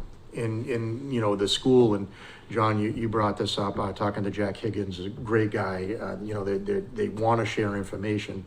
They entered into a performance contract with Train, similar to Old Colony. Where does that stand now? I mean, they're under no obligation to sit with us and go through that. They're part of our baseline, but we did that to look at our overall energy efficiency. Assawamsett is part of our responsibility. We own that school. So I guess to that end, we just got to keep working forward, sending out the same message, trying to collect as much data and making sure that we recognize that energy conservation comes at a cost, and then you see a return on investment over time. That's my only point. And that's a great point, and I see this so positive because we're literally being almost asked to engage where other communities might say, we've got our stuff, we're good, right? If it's not in the code, don't worry about it. But I see this as very powerful for us to come up with, and we'll do it as a committee, and I'd ask Mr. Gregory to understand that when you're out there in the community, you're part of this committee, and you just have to be sensitive to how you kind of move. But I'd like to get the committee to agree on what we would want. It's almost like a welcome package. It's a welcome package. It says, here's what our town's all about. Here's what we're trying to head, and we'd like to have you, understand these things, right? So we have to know our audience, and we have to know the kinds of things. We need to literally prepare a checklist of the kinds of materials and information we'd like to convey to, what were your words here, a potential project proponent. Right. And if you're gonna come in and build a warehouse, these are the kinds of things we'd like to learn about your proposed project. And we'd like to share some ideas we have and some examples of things we've done in town that have paid big dividends. Right. And get them thinking along the lines of heat pumps or extra insulation or solar panels or whatever the hell they do. And when we show them the ROI on these kinds of technologies and the benefits, they might not be aware of it, right? And so we're helping to connect. So we're having a consistent message to everyone, so they all get the same. Or we learn from them. Right? Collaboration, right? And so the thing that's important is if we're looking to take the town on a sustainability path or energy conservation path, then we can start to seed that into the new developments and share that information so that folks are aware. And it's so much easier to do it at original design. Then if you can make the argument, the return on investment, you do it at original design, it's the way to go. So because to that point, I'm sorry, the building committee, building planning board has a proposal for 13 Main Street. again, we don't want to talk about projects specifically. The point I'm going to make is message. the one message we include is the site plan would include solar access, not just for solar panels, but how the building collects the sun, Yeah, right? maybe what we can do is we can ask you to come up with a list of all the things so that when the committee meets, we can go through that, we can set up a time, and we'll go through it as a committee Okay, and come up with, it'll probably take it'll take a few, probably discussions, right? Sure. For us to all get on a page, right? Yeah, we might not get everything, but Right, but we'll get, We'll we'll get start the some. process, and as you said, Mr. Foster, we'll learn from folks that we talk to, and then we'll update, and then we'll modify, and then we'll continue to evolve. and And then we can, as a committee, right, we can come up with this checklist, and we'll bring that back to the select board and say, we'd like to have this in this, planning board, whatever the committees are, right? I'd whatever the love to boards find are. out if some other communities have done what Nate is suggesting here. Yeah, I don't know how we pick their brains, but yeah. well, I know Newton has a very vibrant, I don't know what they call the committee, but they've got a passive house, huge development that's setting standards in the state. There's been newspaper articles about it. Excellent. And so there's an Town of example. Newton? I believe so, yes. Either Newton or Norton, I forget which one exactly. It's been a year or so more since I've looked at it. But if you could take I'll that, bring it up. right? I'll email it to you and then we can share it. I would say, that's fine, yeah, we'll work to get a Okay. package together, right? And then we can continue to have that discussion, what's right board, what's the right information, what's the right, because we wanna understand, we wanna be cognizant of the fact that we have codes that people have to follow. And we can give advice, right, and the back and forth, but if the return on investment's there and the rebates are there and the benefits are there, then it all comes together, right?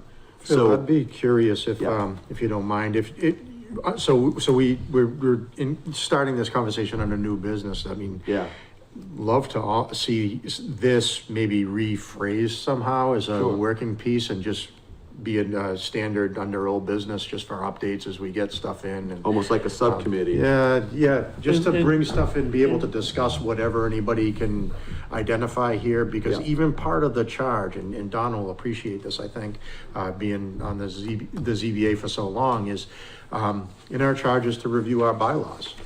In our bylaws, and I think when John was just mentioning about the site plan, it made me think of it, is lot coverage. So, commercial lots are allowed 50% lot coverage.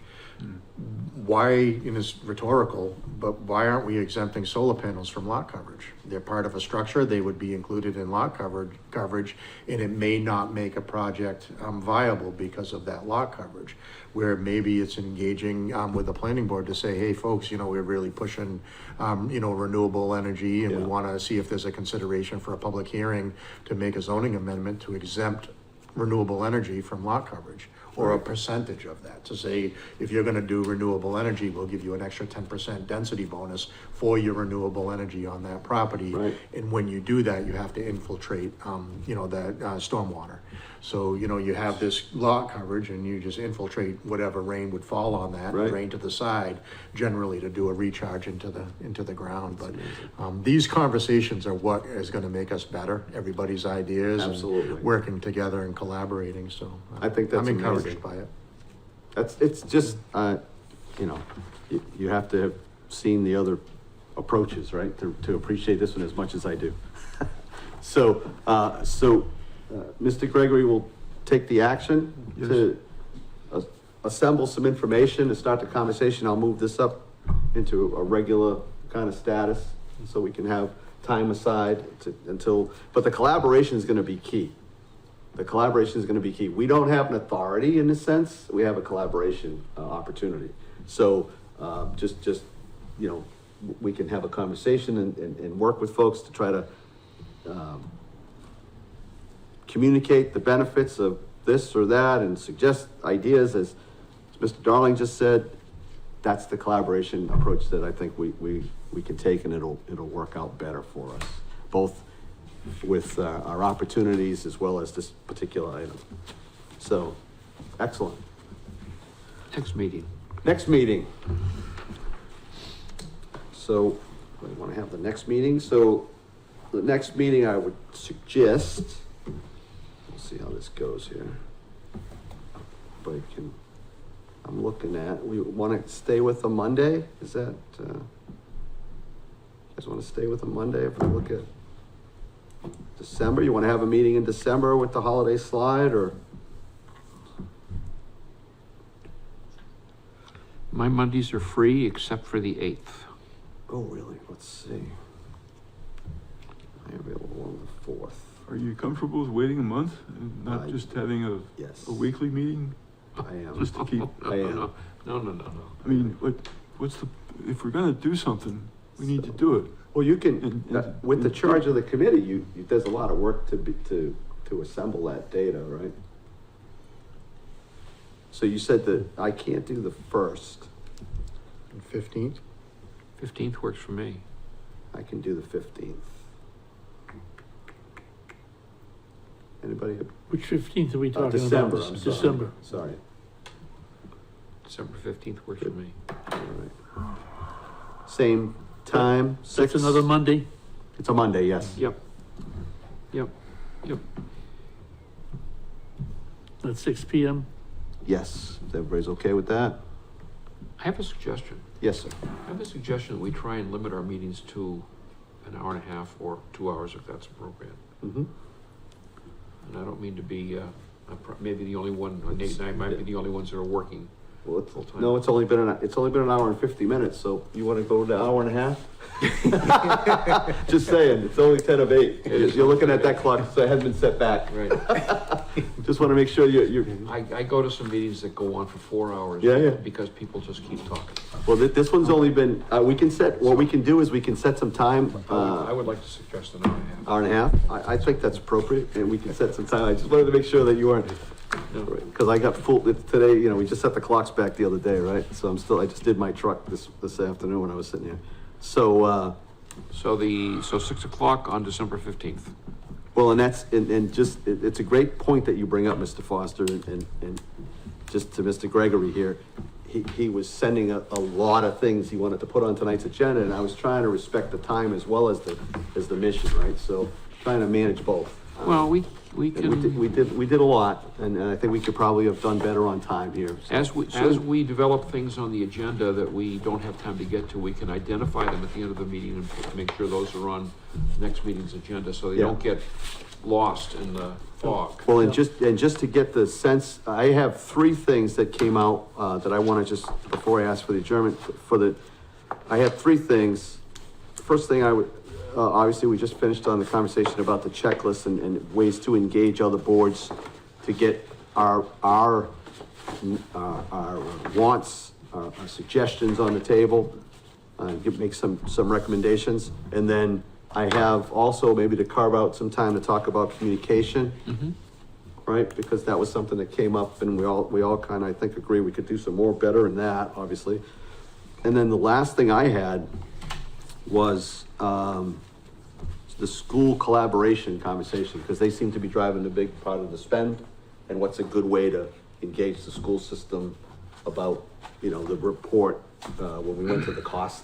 It seemed like the 5 different school elements were there, right? So I got those 3, which is probably a lot, given an hour and a half.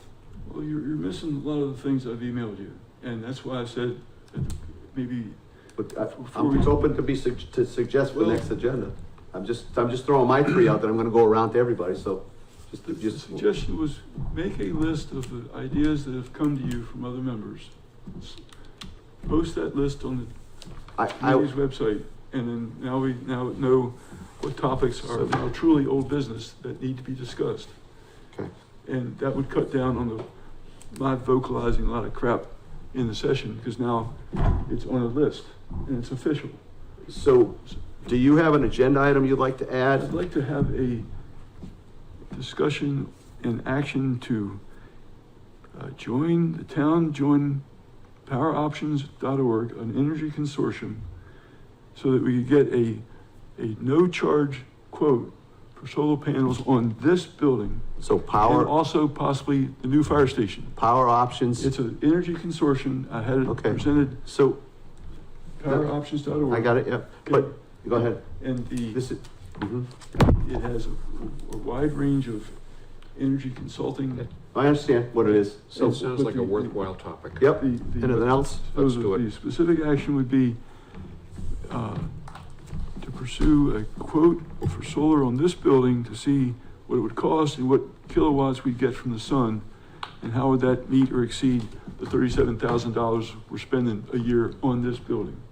And then we have something, but But was that an agenda item? it's Who an do you want? action that maybe you asked me to take it up with Andrew, away from this committee, so that the town joins this consortium, and then we could then submit the request for quote and get the quote done, and not wait till December to have another meeting to discuss it, and then take it to the select board and wait for their meeting to approve it, right? It's just so much weight that there's so much shit to do that it just drives me nuts that we have to wait when we're spending $1,400 a day as this town, and we wait and wait and wait and wait and wait, and we're waiting to death.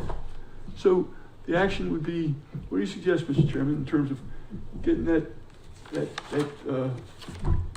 decision to $580 for a year's membership based on our energy spend? I know that because it came out of my pulling all the numbers together for our fiscal year 25 energy spend, and looking at this organization's website.